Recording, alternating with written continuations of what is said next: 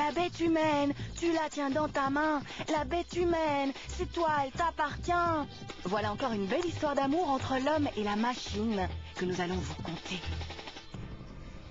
Exceptionnellement, aujourd'hui, dans Autovision, on va parler de train. Nous sommes à Saint-Guilain, au musée du rail, où une série de fous furieux entretient le patrimoine de la SNCB. Regardez, c'est assez étonnant.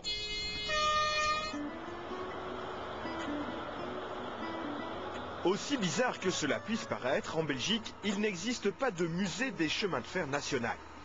Mais heureusement, il y a une vingtaine d'années, une bande de passionnés a décidé de sauver le patrimoine ferroviaire de la SNCB. Et réunis en ASBL, ils rachètent et retapent de vieilles locomotives déclassées et destinées à la casse. Les ancêtres diesel ont donc à présent leur sanctuaire, à Saint-Guilain, dans un ancien entrepôt de wagons des chemins de fer belges. Tous les samedis, les membres actifs du PFT viennent ici pour bosser et contrairement à ce qu'on pourrait croire, ils ne sont pas tous cheminots, loin de là même.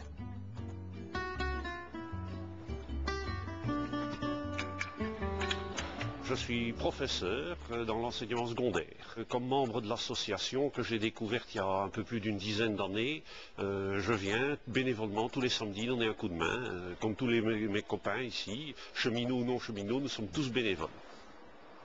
Des bénévoles mordus de train et amoureux de la perle de la collection qu'est la 26 à vapeur. Ils ont commencé avec des miniatures, puis un jour sont passés au plus gros modèle. Ici, ils assouvissent leur passion à fond, car conduire des locomotives, même sur les quelques centaines de mètres de voies désaffectées de l'entrepôt, est un loisir pas vraiment donné à tout le monde. Le PFT est un endroit parfait pour toucher du doigt un amour dévorant, pour certains synonyme de carrière future.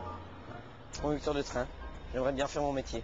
Depuis le début que je viens, donc ça fait à peu près 1 an et demi, et franchement j'ai vu qu'en mécanique et tout ça, j'ai vraiment bien appris. Je touche à tout sur les machines et j'apprends petit à petit. Bon, quand il y a une question, tout ça, je demande et j'apprends petit à petit ainsi. Je vais faire conducteur SNCB, c'est ma vision quoi, mon but.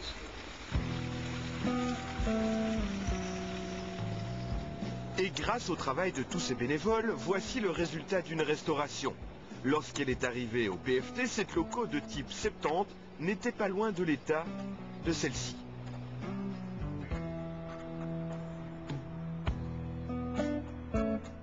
En fait, c'est du matériel qui est déclassé par la SNCB et nous rachetons ce matériel à la mitraille en fait. Donc c'est du matériel qui est voué à la démolition.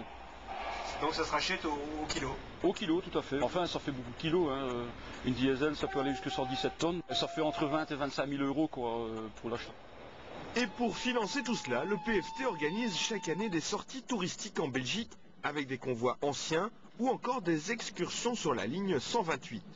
Tout cela demande bien sûr une homologation de la part de la SNCB, mais ces excursions dans le passé ne sont pas les seules sources de financement du PFT. On édite un bulletin, une revue qui est distribuée d'ailleurs en librairie, en ligne, qui sera en version néerlandaise également, Op de Ban. On édite aussi des livres, des ouvrages de chemin de fer, sur des séries de locomotives, sur des lignes, sur nos voyages.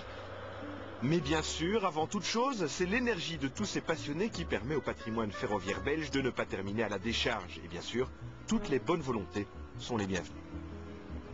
Tous les corps de métier sont les bienvenus, étant donné qu'il y a de la restauration au niveau bâtiment, et il y a de la restauration matérielle également à faire, il y a de la mécanique, il y a de l'électricité, il y a tous les domaines, de la peinture, il y en a pour tout. Ça c'est une petite annonce, ça. C'est une petite annonce, effectivement.